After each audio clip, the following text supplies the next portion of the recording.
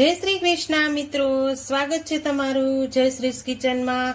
તો આજે આપણે બનાવીશું સાકરટેટીનું જ્યુસ। તો અહીંયા મેં સાકરટેટી લઈ લીધી છે। મેં આ રીતના સાકરટેટી જે આપણે આવે છે તે લીધી છે। તો અહીંયા આપણે આજે તેનું જ્યુસ બનાવવાના છીએ। ઉનાળાની ગરમીમાં સાકરટેટીનું જ્યુસ પીવાથી ખૂબ જ તંદુરસ્તી અને શરીરમાં ખૂબ જ સારું રહે છે। એટલે તો આપણે આજે સાકરટેટીનું જ્યુસ બનાવીશું। તો ચાલો આપણે સાકરટેટીને પહેલા કટિંગ કરી લઈશું। તો અહીંયા સાકરટેટી મેં લઈ લીધી છે। આપણે પહેલા આ રીતે ઉપરથી થોડું કટિંગ કરી લઈશું। આ રીતે આપણે કટિંગ કરીને ચાકાથી આ રીતે બધો જ અંદરથી આપણે પલ્પ કાઢી લેવાનો છે।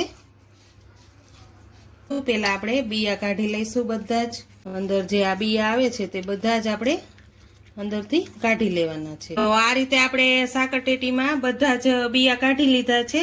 હવે તેને સાઈડ ઉપર મૂકી દઈશું અને આ રીતે એક ડીશમાં લઈને આપણે આમાંથી જેટલો બધો જ પલ્પ છે તે બધો જ આ રીતે ચમચીથી આપણે કાઢી લેવાનો છે। આ રીતે સાકરટેટી આપણે એકદમ સરસ પાકેલી ને સેજ સરસ ગળી હોય ને તેવી આપણે લેવાની છે।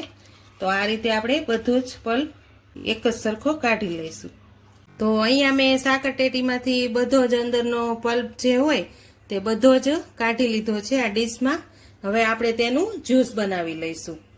તો અહીંયા મેં મિક્સર જાર લઈ લીધું છે। હવે તેમાં આપણે સાકરટેટીનું જે કટિંગ કર્યું હતું તે આપણે બધું જ એડ કરી દઈશું અંદર। આ રીતે આપણે બધો જ પલ્પ અંદર એડ કરી દીધો છે। હવે આપણે તેમાં અડધા વાટકા જેટલું દૂધ એડ કરશું।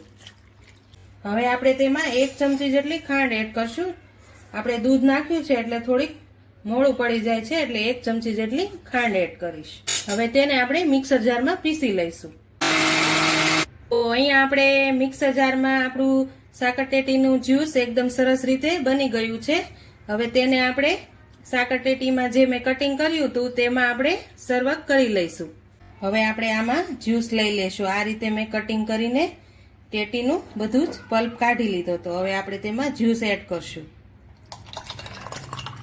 આ રીતે જ્યુસ એડ કરી આપણે ઉપરથી 1 ચમચી જેટલું મધ એડ કરશું। મધ સેહત માટે બહુ જ સારું છે એટલે આમાં થોડું મધ એડ કરીશું ને ઉપરથી આપણે થોડીક દૂટી ફૂટી એડ કરશું, થોડીક દ્રાક્ષ એડ કરશું।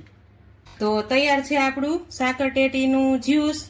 તો જો તમને મારો આ વિડીયો પસંદ આવ્યો હોય તો લાઈક કરજો, વધુમાં વધુ શેર કરજો। હજુ સુધી સબસ્ક્રાઈબ ન કર્યું હોય તો પ્લીઝ સબસ્ક્રાઈબ કરી દેજો ને કોમેન્ટ કરીને કહેજો કે સાકરટેટીનું જ્યુસ તમને કેવું લાગ્યું।